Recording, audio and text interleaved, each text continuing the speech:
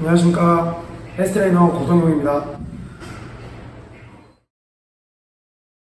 어렸을 때부터 운동을 했었는데 초등학교 때는 태권도 도대표 선수를 했었고 중간에 그만두고 나서 5학년 때부터 이제 고등학교 1학년 때까지 축구를 선수를 했었어요.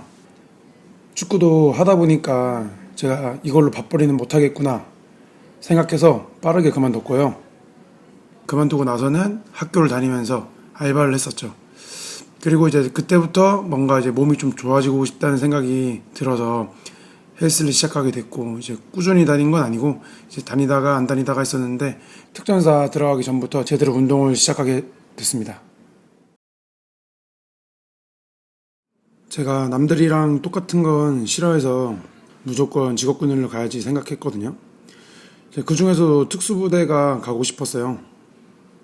육군, 해군, 공군 특수부대 이렇게 세 가지가 있는데 그때 당시에 제가 인명구조 자격증은 있었는데 물에 들어가는 건 좀 자신이 좀 떨어졌어요. 남들보다 좀 잘하고 싶은데 그 정도까지는 아니라고 생각을 해서 제가 조금 더 경쟁력이 있다고 싶은 곳으로 선택해서 들어간 게 특전사예요. 육군 특수부대. 그렇게 입대하고 나서 하사 임관하기 전에 3, 4개월 정도 후보생 기간이 있는데 수료하기 한 보름 전에 707이라고 특전사 안에 또 다른 특수부대가 있어요. 체력이 좋은 후보생들 중에서 지원을 받고 면접 보고 해서 뽑아가거든요. 아시는 분들은 아실 텐데 707 하면 스펙도 되고 멋있으니까 저도 지원해서 시험 보고 들어갔거든요. 그랬는데 들어가고 나서 진짜 많이 후회했어요. 진짜 지옥이었거든요. 저도 잘해서 갔다고 생각했는데 707 들어가니까 제가 제일 밑바닥이더라고요. 장기 복무를 하라고 권유를 많이들 하셨는데 나오게 되는 건 두 가지 이유가 있어요. 우선 똑같은 걸 내가 아무리 열심히 해도 옆에 있는 사람은 아무리 개판을 해도 똑같은 월급을 받거든요. 근데 그게 진짜 싫었어요. 그리고 두 번째로는 사회에서 군인을 바라보는 시선이 정말 좋지 않았거든요. 군발이 이런 용어도 정말 싫었고 급여 부분에 있어서 국가가 군인을 대우해준다는 느낌을 전혀 받지 못했거든요. 고생이란 고생은 다 하고 몸도 많이 상하는데 그거에 비해 급여는 정말 작았거든요. 특전사 안에는 웨이트보다는 보통 맨몸 운동 위주를 많이 하거든요. 그러다가 제가 파병을 가게 됐는데 선배들이 다들 남는 시간에 웨이트를 하는 걸 보고 나도 한번 몸을 만들어 보고 싶어져 가지고 이번 기회에 몸을 만들어서 바디 프로필을 한번 찍어보자 해서 웨이트를 시작하게 됐죠. 근데 그렇게 하다 보니까 운동하는 법은 알겠는데 다이어트는 어떻게 해야 되는지 잘 모르겠는 거예요. 식단은 어떻게 해야 되는지. 그래서 이제 고등학교 축구부 선배 중에 서울에서 트레이너를 하고 있고 대회도 많이 나갔던 선배가 있었는데 그 선배한테 식단이나 이런 정보들을 얻으면서 연락하게 됐어요. 근데 또 마침 제가 파병을 다녀오고 나면 저녁 시즌이었거든요. 그래서 그 선배랑 연락을 하다가 내가 일하는 곳에서 근무해보는 게 좀 어떠냐 이런 권유가 들어와서 전역하고 바로 헬스 트레이너로 일을 시작하게 됐죠. 그렇게 처음 헬스 트레이너로 시작했을 때는 웨이트만 열심히 하면 되는 줄 알았거든요. 그랬는데 내가 웨이트만 할 줄 아니까 가르칠 수 있는 회원님들이 굉장히 제한적이었었어요. PT를 받으러 오시는 분들 중에는 뭐 다이어트를 하시는 분들도 많았고 무릎이 아파서 오시는 분들도 많았고 재활하러 오시는 분들도 계시는데 저는 남자 몸 좋아지는 것밖에 가르칠 수 없으니까 그걸 깨닫고 이제 체형 교정 공부도 하고 마사지도 배우고 그러면서 제가 가르칠 수 있는 회원님들이 폭이 굉장히 넓어졌어요. 제일 힘든 건 내 시간에 맞추는 게 아니라 오로지 회원님들 시간에 맞춰야 되는 게 제일 힘들었던 것 같아요. 만약에 어떤 요일에 오전 타임 회원님이 계시고 저녁 10시에 회원님이 계세요. 그러면 저는 어쩔 수 없이 오전부터 마지막 수업 때까지 센터에 살게 되는 거죠. 그러면 중간에 비어있는 시간이 진짜 힘들어요. 그리고 회원님이 많아지면 회원님들은 저를 한 번 보러 오는 거지만 저는 하루에 적게는 7명, 진짜 많게는 14명 회원님을 상대해야 되거든요. 그래서 마지막 회원님까지 컨디션 관리하는 게 제일 중요해요. 오전 회원님들이랑은 컨디션 좋게 잘 봐드렸는데 저녁 회원님들한테는 안 좋은 컨디션으로 봐드릴 수는 없잖아요. 컨디션이 떨어질 수밖에 없긴 한데 그걸 잘 관리하는 것도 힘든 부분 중 하나였던 것 같아요. 한번 그만뒀었어요.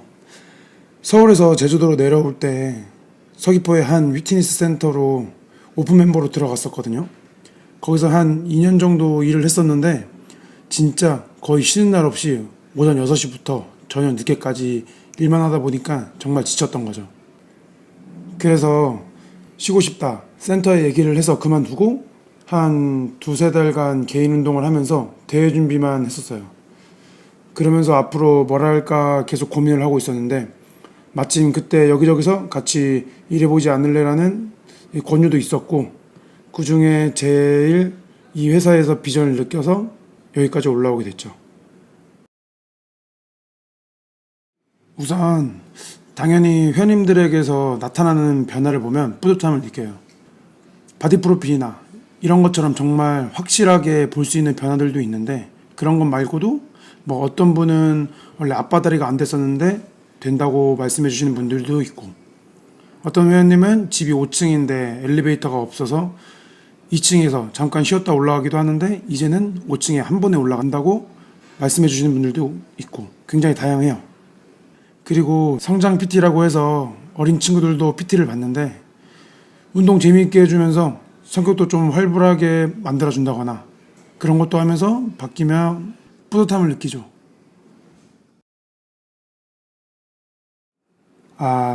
네, 제가 좀 주목받는 걸 좀 좋아해요.